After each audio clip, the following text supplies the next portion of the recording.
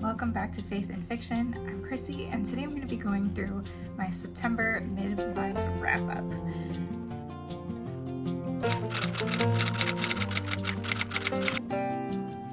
I set a pretty lofty goal for myself this month of, 12 books on my September TBR. Several of them are net galley ARC books that I committed to reading, and I probably overdid it this month with those, but I'm going to get through them. I've only read 4 books so far this month, so I'm a little bit behind my goal. The day I'm filming this is September 17th, so we're past mid-month, and I'm only 4 books in. One of them wasn't even on my September TBR, but I was still reading it at the beginning of September. But that's okay. If I don't get through all of these this month, I'm not going to be upset. It is what it is, and it's fine. I ended up getting sick this month, so that kind of threw me off. And then I'm also preparing for a big international trip, so that's been taking up a lot of my time. So my reading time has been shortened. I also noticed that at least 2 of the books that I've read this month, actually 3 of them, I felt like I needed a day or 2 after finishing them before moving on to the next book. They were just that impactful, or I needed to process, and so I needed to take a break for a day or 2, whereas I normally start a new book pretty much right away. As a side note, I don't think I mentioned this in my fall TBR video that I just released a couple days ago, but you'll notice that in my fall TBR, my September, my October, my November, these are all Christian fiction, and a lot of them are not super suspenseful, dark, or murdery. A couple of them do involve a little bit of a murder mystery, but I do shy away from those things just because heavy suspense and like dark murder mysteries are just not my cup of tea.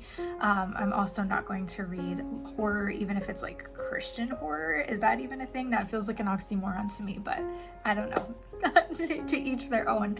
But yeah, just to let you know, the books that you're seeing in my videos over the next couple of months, even during like the Halloween season, while they might be a little bit spooky or a little bit creepy or have a little bit of that Halloween vibe, they are definitely still going to be books that are grounded in Christian faith. That is just the season I am in right now. I have my own convictions about that. I don't judge anybody who doesn't, but that's where I'm at. So I know a lot of BookTube and Bookstagram accounts that I follow, they're definitely including mixed sets, like clean fiction and Christian fiction together, and that's amazing and that's wonderful. And again, I will not read non-Christian books, but right now that's just where I'm at, and I really wanted this channel and this space to be a place where you can come and find 100% Christian fiction books, and you don't have to wonder, is this Christian fiction or is this just like clean? So that's kind of where I'm at. Again, no judgment to anybody who is not doing that right now. We all have our own seasons of life and convictions, and that's great. But I hope that helps those of you who are specifically looking for good book recommendations that are Christian fiction for this fall and spooky season. So the first book that I read, I think it might have been the end of August, early September, was The Women of Oak Ridge. I've already posted a review for this on my YouTube and Instagram.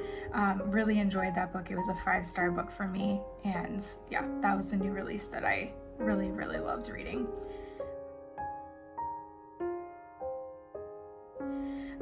The next one, and I guess my first one from my actual September TBR, was The Heart of Bennet Hollow by Joanne Bischof DeWitt. I hope I'm saying that right.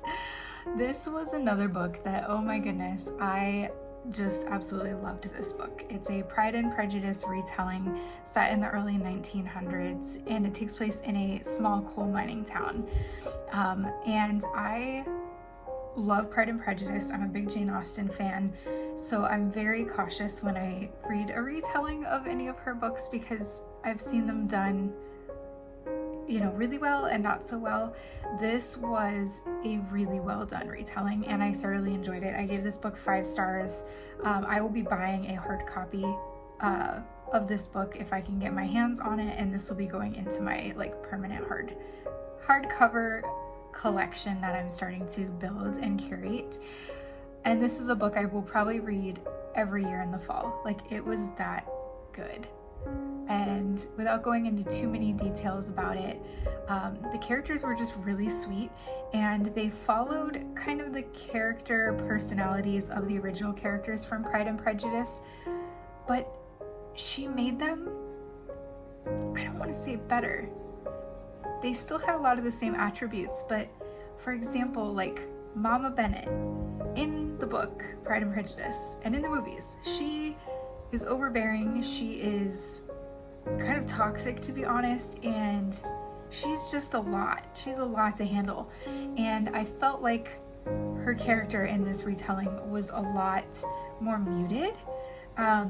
She was still like overprotective mama bear, still, you know, pushing her daughters a little bit, but it wasn't obnoxious. And it was the same thing with like the Elizabeth and the Darcy character in this story. Elizabeth, and I think she calls him William Drake in this story. They still had the pride, they still had the prejudice. Elizabeth was still like wildly independent, but their character flaws were like less obnoxious, I feel like, in this retelling. I don't know how else to explain it. Darcy isn't so clueless of his own feelings. He's like more in touch with his feelings, and while he may not share them outwardly, he's like processing through things, and I found that really refreshing, that this Mr. Darcy character was so self-aware and really like had a rich inner life. I really loved that. So that was book number 1, 5 stars. Highly recommend this as a fall read. It starts off in the fall. The family is baking pumpkin bread in the oven. The leaves are changing colors. Like, it has all the fall vibes. It does get into the winter, but most of the story takes place in the fall. So definitely check that one out. It's amazing. The second book I read this month is The Bookish Bandit, and this book is actually co-authored, and I want to get their names right, but I probably won't, by Britt Howard and Erica Dansereau, maybe? This book immediately drew me in because of the very fall cover. I'll pop it here for you to see, but it has all the fall colors, it has the fall leaves dropping, characters are wearing very fall cozy clothes, you've got the Manhattan silhouette in the background. It's just like a really cute cover, and I normally don't like the cartoonish book covers, but this one's adorable and it just fits really well with the story. So this story is a modern rom-com, I guess you could say. Maybe not as much rom-com, it's a mix between maybe rom-com and romance. Like, there were some heavier parts to this book. There were funny parts, but it also had kind of some more serious aspects to it as well. So I'd put it somewhere between romance and rom-com for sure. We have the main character, Charlie, and she's an author. She writes a manuscript for a book, and it falls into the hands of Andrew, whose family owns a publishing house in New York City. So the whole story is Charlie trying to get back the rights to her book and figure out how this all happened. She accidentally runs into Andrew, and he ends up kind of befriending her and trying to make sure the situation doesn't get out of hand before he can try to figure out a resolution and how to fix it. It deals with a lot of her insecurities as an author, and her kind of introverted, homebound personality. She's kind of stepping out of that and having adventures, whereas Andrew is kind of working through grief from his deceased mother and trauma caused by his relationship with his father. So they're definitely both going through their own journeys, and there is definitely a budding romance throughout the story, and it's prominent, but really the main storyline is about this book and this situation that they've gotten themselves into and trying to fix it and figure it out. I don't want to give any more away in this video, but do check out my full review of this book on Goodreads at Finding Faith in Fiction for kind of more of my thoughts on this book. But for me, this was like a 4.5 star, not like a classic die-hard fave of mine, but it was really enjoyable, really great reading, and I really enjoyed reading it. The last book that I read is Last Light Over Galveston, and this is by Jennifer L. Wright. This was my first time reading this author, and it was really good. It was really, really good. If you are a fan of historical fictions, you'll probably enjoy this. If you like a deeper, messier, grittier story, this is for you. It's heavy. This is not a light read. I knew it was about the great hurricane from the early 1900s in Texas, and so there's going to be devastation and it's going to be rough, but I guess I didn't anticipate how much destruction and how much trauma honestly would be in this story. Don't get me wrong, this was a phenomenal read, but don't go into this if you're not in the headspace for something more intense, because it is. Quick trigger warning, there is death, there is description of death with all of the senses. There is child death, although it is not explicitly described, you just know that it's happening. There is extreme weather. If you've ever been in an extreme weather event or natural disaster and find that kind of thing triggering, then just know that. But that being said, there was a really good Christian redemptive arc in it throughout the story.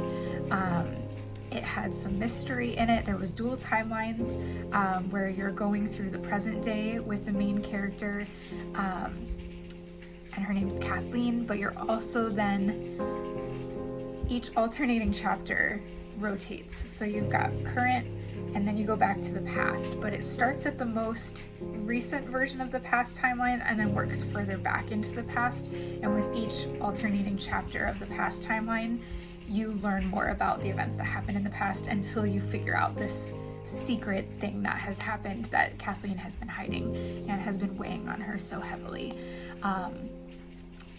But yeah, it's a really sweet story. While it's sad and there's a lot of destruction and again, trauma in this story, it has a sweet, satisfactory ending. And so it's happy in some ways, but you're still gonna end the book feeling like, oof, this was, living through this must have been a literal nightmare. But again, the writing was fantastic in this book. I could not stop reading it. I had to pry myself away from my Kindle to go work and take care of life things because I wanted to keep reading as heavy as it was. So definitely check that one out. It was really, really good. I believe that one just came out in August, so it is a bit of a newer release. And my current read that I just started is The French Kitchen. I am only a few pages into this story, so I can't tell you a lot about it. I do know that it takes place in Germany and during one of the world wars. Sorry, I'm trying to find the author's name on here.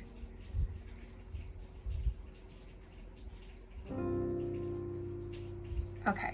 The French Kitchen is written by Kristy Cambron. Again, this is a new to me author. All of these this month are new to me authors, and I've enjoyed them all for different reasons.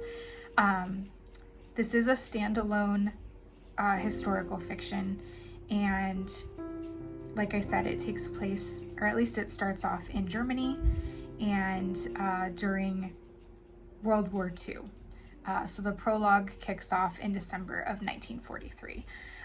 So I don't know a lot about it. I do know the female main character is involved in some kind of espionage or anti-Nazi situation. That's as far as I've gotten, but that's my current read right now. So I am hoping to hopefully finish all 12 of these books, although realistically I don't know if I'll be able to, but those are the books I have read so far this month. Again, a couple 5-star and a couple 4.5 star. They were all excellent, all very well written, and I can honestly recommend that you read all of them. They all definitely have fall vibes, and definitely The Heart of Bennet Hollow, The Bookish Bandit, those definitely give off more of those cozy, sweet fall vibes, whereas The Women of Oak Ridge and Last Light over Galveston are more of that historical element. There is a bit of a mystery there in both, and they are both slightly heavier reads. Not dark, but definitely heavier. Thank you for watching my September mid-month wrap-up. I hope you enjoyed it, and I hope this gives you some ideas for books to add to your fall TBR. You won't regret it. I'll see you in the next video. Bye.